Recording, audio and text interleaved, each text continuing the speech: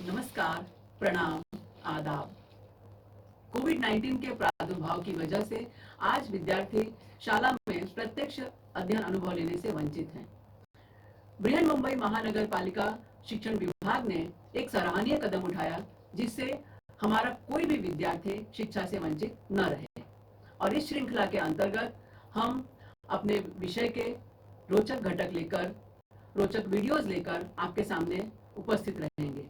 और इसी के अंतर्गत मैं श्रीमती पूर्णिमा पांडे आप सभी को वर्चुअल स्टूडियो क्लास में आमंत्रित करती हूँ, अपने एक नए विषय के साथ, नए घटक के साथ। तो चलें अपने विषय के संग। आधुनिक भारत का इतिहास, कक्षा 8वीं, पाठ 8, सविनय अवज्ञा आंदोलन, भाग 1।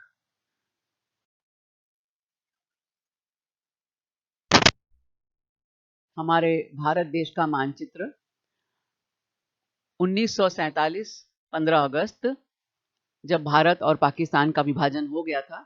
इसमें हम कुछ हिस्से देख रहे हैं। ये जो आपको हरे रंग से दर्शाया गया है, ये पश्चिमी पाकिस्तान और ये पूर्वी पाकिस्तान, जिसे आज हम बांग्लादेश के नाम से जानते हैं। 1947 15 अगस्त के दिन इसे पूर्वी पाकिस्तान कहा गया था और ये पश्चिमी पाकिस्तान। इसके अलावा ये हम देख रहे हैं वर्तमान म्यांमार, पहले इसे बर्मा कहा जाता था, ये भी भारत का ही हिस्सा था। खैर, अब हम देखते हैं भारत के किस हिस्से के बारे में हम बात करने जा रहे हैं। ये जो भारत का हिस्सा है, इसके बारे में हम खास बात करेंगे। देखते हैं कौन सी बात है। ये उसी मानचित्र का एक हिस्सा, जहां पर 1929 में एक अधिवेशन हुआ था। यह है लाहौर। अब हम ये देख रहे हैं कि वर्तमान ये भारत का हिस्सा है। ये पहले ये पूरा हिस्सा पंजाब कहलाता था। ये पूर्वी पाकिस्तान था और ये पूर्वी पंजाब और ये पश्चिमी पंजाब। अब ये हिस्सा अलग हो चुका है। अब ये पंजाब हमारे देश का पंजाब है और ये पाकिस्तान का पंजाब प्रांत कहलाता है। यहाँ पर हम देख रहे हैं लाहौर, और इसी जगह पर हुआ था 1929 में लाहौर अधिवेशन, जिसे कहते हैं कांग्रेस का अधिवेशन था। और इस अधिवेशन में कौन सी मांग रखी गई थी? इस अधिवेशन में पहली बार मांग रखी गई थी भारत के लिए पूर्ण स्वराज्य की मांग। और दूसरा जो इस अधिवेशन में महत्वपूर्ण निर्णय लिया गया था, वह था सविनय अवज्ञा आंदोलन प्रारंभ करने का निर्णय। और इस अधिवेशन के कुछ क्षण चित्र हम देख रहे हैं यहाँ पर। इसमें कांग्रेस के बड़े बड़े नेताओं ने इसमें भाग लिया था और पूरे जोशो खरोश के साथ अपनी मांगों को उठाया था।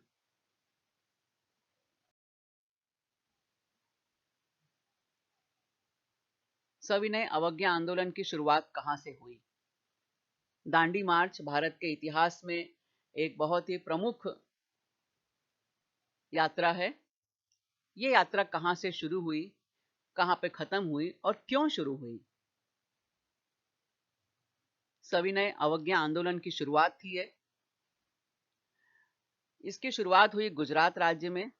गुजरात राज्य में साबरमती स्थान और साबरमती से दांडी तक की पैदल यात्रा, दांडी भी एक स्थान है गुजरात का, तो साबरमती से दांडी तक की जो पैदल यात्रा है, इसे हम दांडी मार्च के नाम से जानते हैं। आइए देखते हैं क्या है दांडी मार्च। महात्मा गांधी अपने अनुयायियों के साथ दांडी तट पे पहुंचे और उन्होंने नमक हाथ में उठाया। आखिर किस बात का प्रतीक था ये नमक उठाना? भारत में अंग्रेजों के शासनकाल के समय नमक उत्पादन और विक्रय के ऊपर बड़ी मात्रा में कर लगा दिया गया था। अंग्रेज सरकार के कठिन क्रूरतम निर्णयों से हम सब वाकिफ हैं। जितने भी हमने पाठ अभी तक पढ़े हैं, उसमें अंग्रेज सरकार ने कौन कौन से क्रूर निर्णय लिए और भारतीय जनता ने किस तरह से उसका विरोध किया। तो उसमें एक बड़ा क्रूर निर्णय यह भी था कि उन्होंने नमक के ऊपर टैक्स लगा दिया था। अब नमक जो है ये एक जीवन में अत्यंत आवश्यक वस्तु है। अमीर, गरीब, छोटा, बड़ा, किसी भी राज्य में रहने वाला हो, किसी स्थान पे रहने वाला हो, नमक हर एक के जीवन की आवश्यकता थी। तो नमक एक जीवनावश्यक वस्तु होने के कारण भारतवासियों को इस कानून से मुक्त करने और अपना अधिकार दिलवाने हेतु सविनय अवज्ञा आंदोलन जो था, इस कार्यक्रम का आयोजन किया गया। महात्मा गांधी जी को लगा कि यदि हमने ऐसे ऊट-पटांग बातों को या ऐसे क्रूरतम निर्णयों को यदि हमने स्वीकार कर लिया, तो ये अंग्रेज सरकार तो हमारे साथ क्या-क्या व्यवहार करेगी। और नमक के ऊपर टैक्स, यानी हर आदमी टैक्स देगा। जिसके पास कुछ इनकम है, आय का जरिया है, नहीं है, कम जरिया है, कम आय है, ज़्यादा आय है, हर व्यक्ति टैक्स देगा। तो ये तो बहुत ही गलत निर्णय था। तो इसका विरोध करने का निश्चय हुआ। और कैसे इसका विरोध हुआ? महात्मा गांधी जी ने अपने साबरमती आश्रम, अहमदाबाद के पास जो उनका आश्रम था, साबरमती आश्रम, वहां से लेकर दांडी तक की यात्रा, पैदल यात्रा की। यह यात्रा उन्होंने कब शुरू की? 12 मार्च 1930 ईस्वी को गांधी जी 78 स्वयं सेवकों के साथ साबरमती आश्रम से निकले और कहां की ओर चल पड़े? दांडी की ओर चल पड़े। इस चित्र में हम देख रहे हैं महात्मा गांधी जी अपने अनुयायियों के साथ दांडी की ओर प्रयाण करते हुए, और साबरमती आश्रम से लेकर ये दांडी जो स्थान था, इसके बीच उन्होंने लगभग 385 किलोमीटर की यात्रा जो थी वो पैदल की।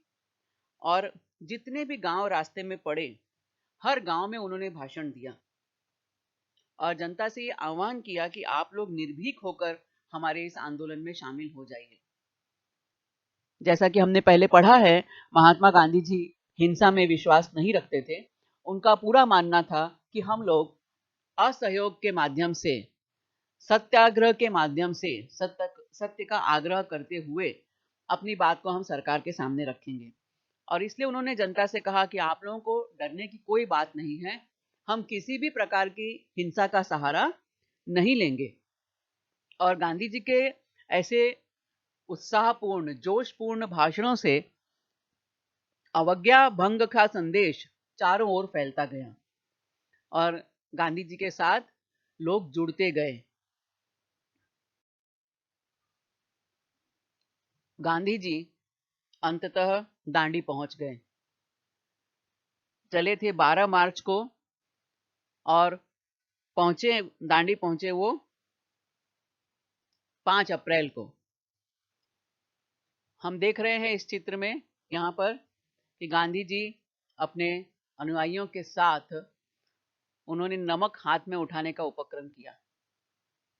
नमक हाथ में उठाया, इसका क्या अर्थ था? 6 अप्रैल को गांधी जी ने दांडी के समुद्र किनारे नमक उठाकर कानून भंग किया। गवर्नमेंट ने टैक्स लगाया था कि जो भी नमक का उपयोग करेगा वो टैक्स देगा। और नमक तो हमारे यहाँ इतना बड़ा समुद्री किनारा है, गुजरात का तट है, महाराष्ट्र का है, नीचे हम देखते हैं तो पूरा गोवा है, केरल है, पूरा समुद्री किनारा है।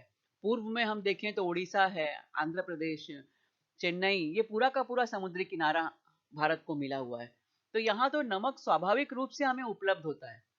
तो ऐसी जगह पर नमक के ऊपर टैक्स लगाना ये बहुत ही अमानवीय निर्णय था। गांधी जी ने समुद्र किनारे का नमक उठाया और अंग्रेज सरकार को यह चेतावनी दी कि हम नमक का उपयोग करेंगे और ये हमारा अधिकार है, हम आपको इस पर कोई कर नहीं देंगे, कोई टैक्स नहीं देंगे। उन्होंने नमक हाथ में उठाकर अंग्रेज सरकारों ने जो कानून बनाया था उसको भंग करने का एक प्रतीकात्मक उन्होंने चिन्ह दे दिया, प्रतीकात्मक घोषणा कर दी कि हम नमक उठाएंगे। और इस तरह से पूरे देश में सविनय अवज्ञा आंदोलन प्रारंभ हुआ। जब गांधी जी ने यहाँ पे दांडी में यह कानून तोड़ दिया तो पूरे देश में इस आंदोलन का प्रसार हो गया और इस तरह से सविनय अवज्ञा आंदोलन भारत के कोने कोने में फैल गया। और इस दांडी यात्रा, दांडी मार्च या जिसे हम नमक सत्याग्रह कहते हैं, उसके ऊपर बाद में भारत सरकार ने डाक टिकट भी जारी किया है।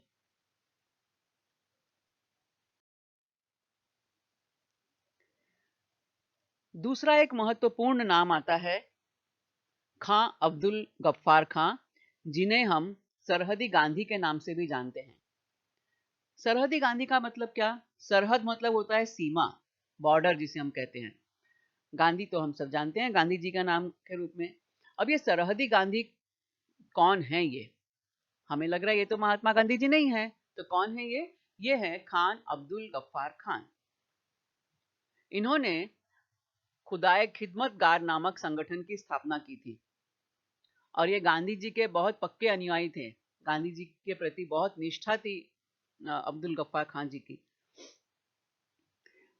जब यहाँ पर दांडी मार्च शुरू हुआ, यहाँ पर जो नमक कानून को तोड़ा गया, नमक कानून भंग किया गया, उसी समय 23 अप्रैल 1930 को पेशावर में भी सत्याग्रह शुरू हुआ। पेशावर वर्तमान समय में पाकिस्तान में है, पहले ये भारत का ही हिस्सा था। और ये जो सत्याग्रह वहां शुरू हुआ, उसका नेतृत्व कर रहे थे सरहदी गांधी जी, यानी खान अब्दुल गफ्फार खान जी।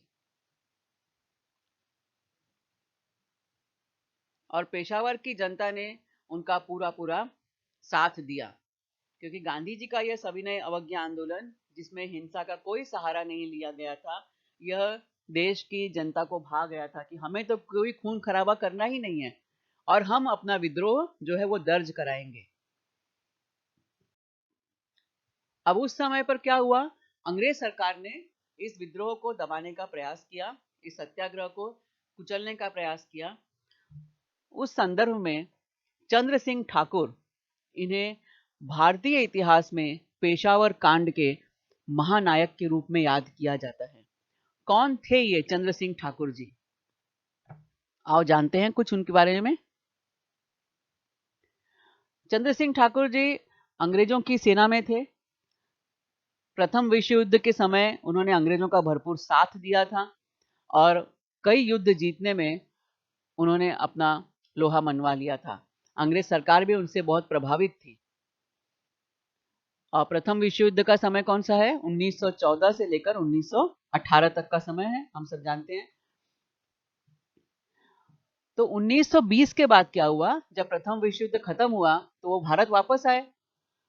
प्रथम विश्व युद्ध यूरोप की धरती पर लड़ा गया था, तो उस समय वो फ्रांस में थे और उसके बाद युद्ध खत्म हुआ 18 में, वो वापस इंडिया आए। जब वो भारत वापस आए तो 1920 के बाद आर्य समाज के कार्यकर्ताओं के संपर्क में आए। आर्य समाज आपको याद है, इसकी स्थापना की थी महर्षि दयानंद सरस्वती जी ने, और उनके संपर्क में आए चंद्र सिंह ठाकुर जी। आर्य समाज के कार्यकर्ताओं के संपर्क में आए और उनके अंदर एक स्वदेश प्रेम का जज्बा पैदा हो गया। अपने देश के प्रति एक प्रेम, लगन, निष्ठा की भावना पैदा हो गई। उसके पहले तो वो अंग्रेज सरकार के लिए काम कर रहे थे, तो उनके मन में वो जो थोड़ी सी भावना उमड़ने लगी अपने स्वदेश प्रेम की। लेकिन नौकरी तो उन्होंने छोड़ी नहीं थी। और जब पेशावर में ये सत्याग्रह हुआ खान अब्दुल गफ्फार खान जी के नेतृत्व में, तो लगभग एक हफ्ते तक वो शहर सत्याग्रहियों के नियंत्रण में आ गया था। यानी अंग्रेज सरकार का जो शासन वहां पे ऐसे असफल होते हुए नजर आ रहा था। अंग्रेज सरकार घबराने लगी। अब उसने इस सत्याग्रह को कुचलने के लिए क्या किया? उन्होंने गढ़वाल पलटन को भेजा वहां पे और ये उनको आदेश दिया कि आपको इन सत्याग्रहियों पर गोली चलानी है। बच्चों याद करो, 13 अप्रैल 1919 को ऐसा ही एक आदेश जनरल डायर ने दिया था जलियांवाला बाग के लिए कि निहत्थी जनता पर गोली चला दो, और उसी की यहाँ पे रिपीटेशन हो रहा था उसी का। अंग्रेज सरकार ने फिर से आदेश दिया कि ये जो सत्याग्रही हैं ये तो निहत्थे थे, क्योंकि महात्मा गांधी जी तो अहिंसा वाले थे, हिंसा पर विश्वास नहीं रखते थे। तो अंग्रेज सरकार ने ये आदेश दिया गढ़वाल पलटन को कि तुम इन सत्याग्रहियों पर गोली चलाओ। और उस गढ़वाल पलटन का नेतृत्व कर रहे थे ठाकुर चंद्र सिंह। ठाकुर चंद्र सिंह ने गोली चलाने से इनकार कर दिया। उन्होंने तब तक उनके मन में एक देश प्रेम के प्रति एक अलग से ही एक लौ जाग उठी थी। और उसके बाद जनता, निहत्थी जनता जिसके पास कोई हथियार नहीं है, उस पर हम गोली चलाएं, ये चंद्र सिंह ठाकुर जी को गवारा नहीं था और उन्होंने अंग्रेज सरकार के आदेश को मानने से इनकार कर दिया। इसका परिणाम यह हुआ कि उन्हें न्यायालय ने कठोर दंड दिया, लेकिन चंद्र सिंह ठाकुर सरकार, अंग्रेज सरकार के आगे झुके नहीं। और इसी घटना ने, ठाकुर चंद्र सिंह जी के गोली चलाने से इनकार कर देने की घटना, उसके बाद उनको कठोर दंड दिए जाने की घटना, इसी घटना ने पेशावर कांड में गढ़वाली बटालियन को एक ऊंचा दर्जा दिलाया और इसके बाद से ठाकुर चंद्र सिंह को चंद्र सिंह गढ़वाली नाम मिला और इनको पेशावर कांड का नायक माना जाने लगा। सोलापुर का सत्याग्रह। इसके पहले हमने देखा कि पेशावर सत्याग्रह के बाद अंग्रेज सरकार थर्राने लगी थी गांधी जी से।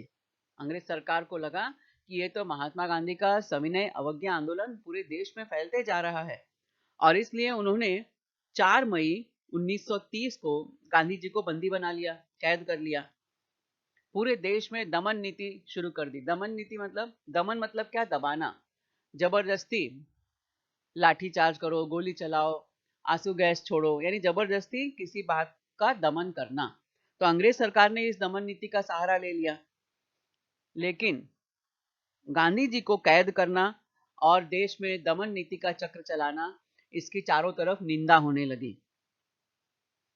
4 मई को गांधी जी को गिरफ्तार किया और 6 मई को सोलापुर के मिल मजदूरों ने सत्याग्रह कर दिया।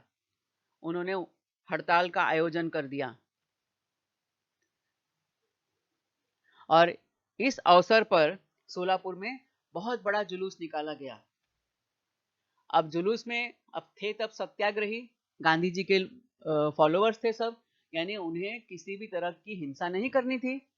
यहाँ पर फिर अंग्रेज सरकार ने अपनी क्रूरता का परिचय दिया और तत्कालीन कलेक्टर ने जुलूस पर गोली चलाने का आदेश दे दिया। देखो घटना की कैसे किस तरह से घटना का रिपीटिशन हो रहा है। 1919 में जलियांवाला बाग में निहत्थी जनता पर गोली चलाई गई।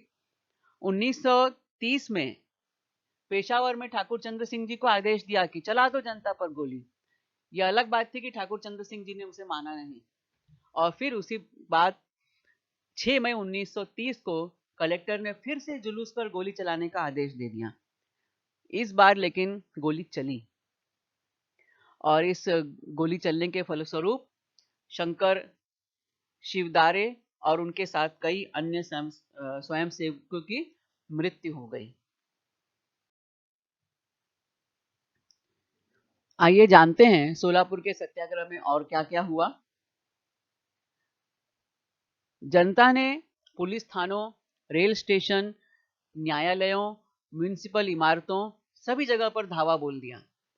जब अंग्रेज सरकार ने आदेश दिया कि भाई गोली चलाओ, तो जनता भड़क गई और इस विद्रोह में, गुस्से में जनता ने पुलिस थानों पर धावा बोल दिया, रेलवे स्टेशनों पर धावा बोल दिया, म्युनिसिपल इमारतों पर धावा बोला।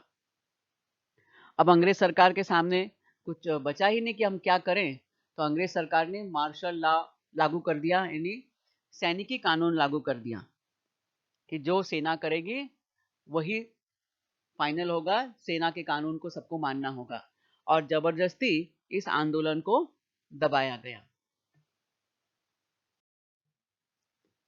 सोलापुर सत्याग्रह के कुछ प्रमुख नाम जिन्होंने नेतृत्व किया था वो हैं कुर्बान हुसैन जी और जगन्नाथ शिंदे जी। ये इसमें आंदोलन में अग्रसर थे।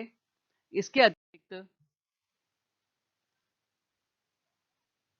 श्री कृष्ण सारडा और मलाप्पा धन शेट्टी, ये इस आंदोलन के लीडर थे और इनको गिरफ्तार किया गया और इनको फांसी दे दी गई। भारत में ऐसे हजारों हजारों शहीद हैं जिन्होंने अपनी जान की परवाह नहीं की और हंसते हंसते अपने प्राण त्याग दिए, चाहे वो अंग्रेजों की गोली खाई हो, चाहे उन्होंने हंसते हंसते फांसी के फंदे को चूम लिया हो, और जिनके नाम इतिहास के पन्नों में दर्ज हो गए हैं और आज कहीं गुमनामी के अंधेरों में भी खो गए हैं। आज हम ये किताब पढ़ रहे हैं, ये पाठ पढ़ रहे हैं, इसलिए हम श्री कृष्ण सारडा को पढ़ रहे हैं, इसलिए हम मलाप्पा धनशेट्टी को पढ़ रहे हैं, लेकिन इसके अलावा कितने लोग जानते हैं इनके बारे में? तो भारत में ऐसे ऐसे हजारों हजारों गुमनाम शहीद हैं जिन्होंने अपनी जान हंसते हंसते कुर्बान कर दी, आज़ादी की बलिवेदी पर अपने प्राण त्याग दिए, और उनकी कुर्बानी के बदले में आज हम अपने देश में आज़ादी का राष्ट्रीय पर्व मना पाते हैं। इसके बाद प्रमुख और एक नाम है धरसाना सत्याग्रह। गांधी जी ने तो एकदम जोर शोर में सविनय अवज्ञा आंदोलन जो शुरू किया, गांधी जी के इस आंदोलन को इतना जबरदस्त प्रतिसाद मिला कि पूरे देश में ये आंदोलन फैला। पेशावर, सोलापुर, दांडी, इसके बाद धरसाना। अब धरसाना कहाँ पर है? तो धरसाना भी गुजरात प्रांत का ही हिस्सा है। दांडी सत्याग्रह के समापन के बाद महात्मा गांधी ने गुजरात में धरसाना नामक जगह को ब्रिटिश शासन के खिलाफ अगले विरोध हेतु चुना। धरसाना में भी नमक सार थे, वहां पर भी वहां नमक बनाया जाता था। तो महात्मा गांधी को लगा कि ये उचित स्थान है कि दांडी के बाद हमें धरसाना पे अपना धावा बोलना चाहिए। धरसाना सॉल्ट वर्क्स, ये जहां पर नमक सार थे, वहां के कंपनी का गेट हम देख सकते हैं यहाँ पर। और नमक कानून तोड़ने के लिए जो सत्याग्रही वहां पर निकले धरसाना में, उन पर पुलिस ने लाठी चार्ज किया। एक टुकड़ी पे लाठी चार्ज होता, लोग घायल होकर गिर पड़ते, उनका मरहम पट्टी होती उनकी, लेकिन उनका स्थान लेने के लिए दूसरी टुकड़ी आगे बढ़ जाती। दूसरी टुकड़ी पे लाठी चार्ज होता, वो घायल होती, गिर पड़ती, तीसरा ग्रुप निकल पड़ता। इस तरह से ये सिलसिला निरंतर चलता जा रहा था।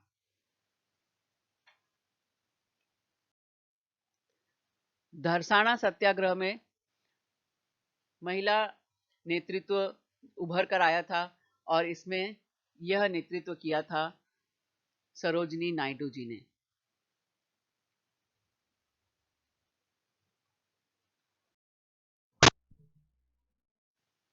नमक कानून का विरोध पूरे महाराष्ट्र में भी अपना असर दिखाने लगा। महाराष्ट्र में जहां जहां नमक सार थे, वडाला, मालवण, शिरोडा स्थानों पर यह सत्याग्रह फैलता गया। हम देखते हैं मुंबई के पास वडाला, जिसे आज हम वडाला के नाम से जानते हैं। सिंधुदुर्ग जिले में यदि हम देखें तो यहाँ पर मालवण, और दूसरा स्थान है सिंधुदुर्ग में ही शिरोडा। ये समुद्री किनारे की पट्टियां हैं। ये देख रहे हैं हम, ये हम अरब सागर का किनारा, और ये महाराष्ट्र का जो है समुद्री तट, समुद्री पट्टी लंबी सी। तो यहाँ पर नमक सार थे और यहाँ के लोगों ने गांधी जी के नमक सत्याग्रह में अपना साथ दिया, अपनी आवाज उनकी आवाज के साथ मिलाई।